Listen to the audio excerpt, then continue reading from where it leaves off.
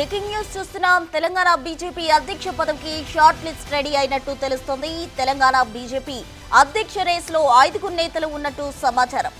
Bandi Sanjay, Etela Rajender, DK అరుణ, రామచంద్రరావు, ధర్మపురి అరవింద్ పేర్లు అధిష్టానం పరిశీలిస్తోందని సమాచారం.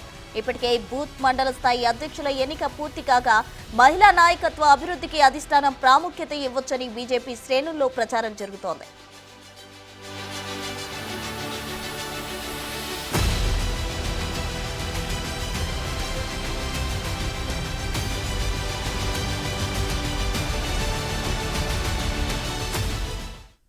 తెలంగాణ బీజేపీ అధ్యక్ష పదవికి షార్ట్ లిస్ట్ రెడీ అయినట్లు తెలుస్తోంది. పూర్తి వివరాలు మా ప్రతినిధి వెంకట్ అందిస్తారు. వెంకట్, ప్రస్తుతం తెలంగాణ రాష్ట్ర బీజేపీ అధ్యక్ష ప్రక్రియ ఫైనల్కి చేరిందని చెప్పుకోవచ్చు. ఇప్పటికే మండల స్థాయి, బూత్ స్థాయి, జిల్లా స్థాయి అధ్యక్షుల నియామకం జరుగుతుంది. ఇక ఈ వారం చివరి వరకు జిల్లా అధ్యక్షుల నియామకం పూర్తి చేసుకొని పూర్తి స్థాయిలో ఈ నెల చివరి వరకు రాష్ట్ర అధ్యక్షుల నియామకం ఉంటుందని పార్టీ వర్గాలు చెప్తున్నాయి. ఇప్పటికే ఆయా జిల్లాలకు సంబంధించి కావచ్చు, బూత్ స్థాయి నుంచి జిల్లా స్థాయి వరకు పూర్తి స్థాయిలో అధ్యక్షుల నియామకం జరుగుతూ ఉంది. రాష్ట్ర స్థాయి అధ్యక్ష ఎంపిక మాత్రం ఈ నెల చివరాఖరుకు జరుగుతుందనేది పార్టీ వర్గాలు చెప్తున్నాయి. ఇప్పటికే అధ్యక్షునికి సంబంధించిన అంశంలో కొద్ది రోజుల నుంచి ఉత్కంఠ రేగుతుంది. ఏ సామాజిక వర్గాలకు ఇస్తారు, ఎవరికి ఇస్తారు, ఏ ఈక్వేషన్స్ పరిగణలో తీసుకుంటారు అనే అంశాలు తెర మీదకు వస్తున్నటువంటి నేపథ్యం ఉంది. ఇప్పటికే దాదాపుగా 5 మంది షార్ట్ లిస్టు అధిష్టానం చేతికి వెళ్ళిందని పార్టీ వర్గాలు చెప్తున్నాయి. ఖచ్చితంగా ముందు నుంచి కూడా బీజేపీ బీసీ సామాజిక వర్గం అంటే బీసీ ముఖ్యమంత్రి నినాదంతో గత ఎన్నికల్లో ముందుకెళ్ళింది కాబట్టి ఈసారి ఖచ్చితంగా బీసీ సామాజిక వర్గానికే అధ్యక్ష పదవి అనేది ఖచ్చితంగా పార్టీ వర్గాలు అంచనా వేస్తున్నాయి. కాబట్టి ఇప్పటికే 5 మంది పేర్లు లిస్టు ఇప్పటికే అధిష్టానం దృష్టికి వెళ్ళింది. అందులో ప్రధానంగా ఈటెల రాజేందర్, డీకే అరుణ, ధర్మపురి అరవింద్, బండి సంజయ్, పార్టీ రామచంద్రరావు, ఈ 5 పేర్లు అధిష్టానం పరిగణలో తీసుకుంటుందని చెప్పుకోవచ్చు. ఇందులో ఈ 5 మందికి సంబంధించిన అంశంలో మహిళా ఈక్వేషన్స్ కన్నా తీసుకుంటే, ఎందుకంటే ఇప్పటికే 33% రిజర్వేషన్ ఉంది కాబట్టి మహిళా ఈక్వేషన్ తీసుకుంటే డీకే అరుణ ముందు వరుసలో ఉంటారు. ఎందుకంటే ఆంధ్రప్రదేశ్లో పురంధేశ్వరి మంచి ఫలితాలు సాధించింది, మహిళకు రాష్ట్ర ప్రెసిడెంట్ ఆంధ్రప్రదేశ్లో దక్కింది కాబట్టి తెలంగాణకు కూడా మహిళా ప్రెసిడెంట్ ఇస్తే కనుక ఏ విధంగా ఉంటుందనేది కూడా పార్టీ అధిష్టానం ఆలోచిస్తున్నటువంటి నేపథ్యం కనిపిస్తూ ఉంది. కాబట్టి మహిళా ఈక్వేషన్స్ కనుక తీసుకుంటే ఖచ్చితంగా డీకే అరుణకే రాష్ట్ర అధ్యక్ష పదవి కట్టబెట్టే అవకాశాలు కనిపిస్తున్నాయి. ఇక బీసీ సామాజిక వర్గానికి ఇట్లా పరిగణలోకి తీసుకుంటే కనుక ఇందులో ఈటల రాజేందర్, ధర్మపురి అరవింద్, బండి సంజయ్ ఈ ముగ్గురు కూడా తెర మీదకి వస్తారు. ఈ ముగ్గురులో ఎవరికి కట్టబెట్టాలా, లేదంటే ఎవరి ఈక్వేషన్స్ ఏ మేరకు ఉంటాయి, ఏ స్థాయిలో ప్రజల్లోకి వెళ్తారు, ఇటు పార్టీని కావచ్చు, ఇటు పార్టీ సిద్ధాంతాన్ని ఏదైతే మత ప్రాతిపదికన పార్టీ ముందుకు వెళ్తుంది కాబట్టి అటు మతం కావచ్చు, ఇటు మత ఈక్వేషన్స్ కావచ్చు, ఇటు పార్టీకి సంబంధించిన కార్యక్రమాలు ఈక్వేషన్స్ కావచ్చు, ఎవరు ముందుకు తీసుకెళ్తారనే దాని మీద కూడా అధిష్టానం ఆరాధిస్తున్నటువంటి నేపథ్యం. ఇక రామచంద్రరావు ఓసీ సామాజిక వర్గానికి చెందిన వ్యక్తి కాబట్టి ఆ వైపు కూడా ఏమైనా ఆలోచిస్తారా అనేది కూడా ఉంది. ఇప్పటికే రామచంద్రరావుతో పాటు కొంతమంది ఢిల్లీలోనే మాకం వేశారు. కొన్ని రోజుల నుంచి తమకే అధ్యక్ష పదవి కావాలంటూ కూడా ఆయన మంతనాలు జరుపుతున్నటువంటి నేపథ్యం ఉంది. ఇక ముందు నుంచి కూడా బీసీ సామాజిక అంశానికి సంబంధించి ఈటల రాజేందర్కు అధ్యక్ష పదవి ఖచ్చితంగా దక్కబోతుంది.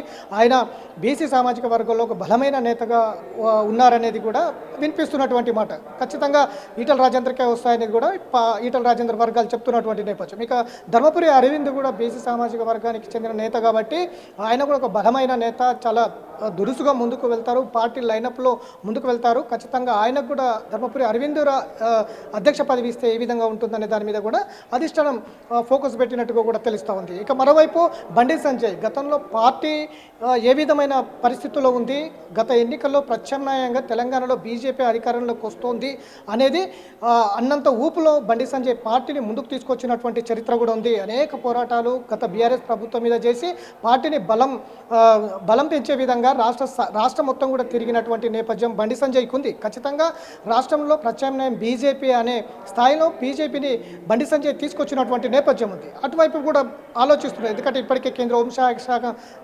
హోంశాఖ సహాయ శాఖ మంత్రిగా కొనసాగుతున్నారు బండి సంజయ్. ఖచ్చితంగా అట్లాంటి నేత కనుక ఉంటే రాష్ట్రంలో ప్రత్యామ్నాయంగా నిలబడతాం, కాంగ్రెస్ పార్టీని ఢీకొనగలిగే శక్తి ఉంటుంది అనేది కూడా పరిగణలోకి తీసుకుంటుంది అధిష్టానం. అట్లా ఆ విధమైనటువంటి అంశాలు కూడా పరిగణలోకి తీసుకుంటుంది. ఇటు సామాజిక వర్గాల ఈక్వేషన్స్ తీసుకుంటే కనుక ఈ ముగ్గురిట్లో ఎవరిని పెడితే బాగుంటుందనే దాని మీద కూడా ఆలోచన చేస్తున్నటువంటి నేపథ్యం ఉంది.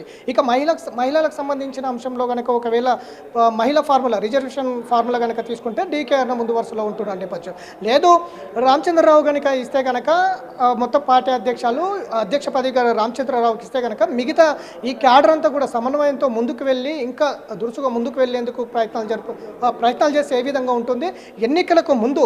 ఎందుకంటే ఇప్పటికే జమిలీ ఎన్నికలతోటి ఏడాది ముందే ఎన్నికలకు వస్తారు అనేది దేశవ్యాప్తంగా చర్చ జరుగుతుంది.